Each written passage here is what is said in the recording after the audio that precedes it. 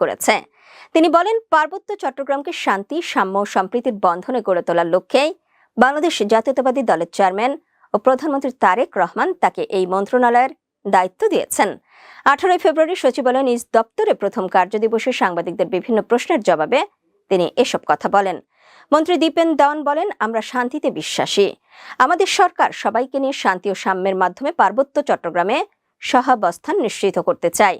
পার্বত্য অঞ্চলের যে কোনো চ্যালেঞ্জ মোকাবেলা করার প্রত্যয় ব্যক্ত করে তিনি বলেন, আইন শৃঙ্খলা রক্ষা এবং ভ্রাতৃত্ব বোধের মাধ্যমে সাম্প্রদায়িক সম্প্রীতি বজায় রেখে সামনের দিকে এগিয়ে যেতে হবে। এ সময় নবনিযুক্ত প্রতিমন্ত্রী মীর মোহাম্মদ হেলাল উদ্দিন এমপি, মন্ত্রণালয়ের সচিব মোহাম্মদ মিজানুর রহমান, অতিরিক্ত সচিব মোহাম্মদ মনিরুল ইসলাম সহ ঊর্ধ্বতন কর্মকর্তাগণ উপস্থিত ছিলেন।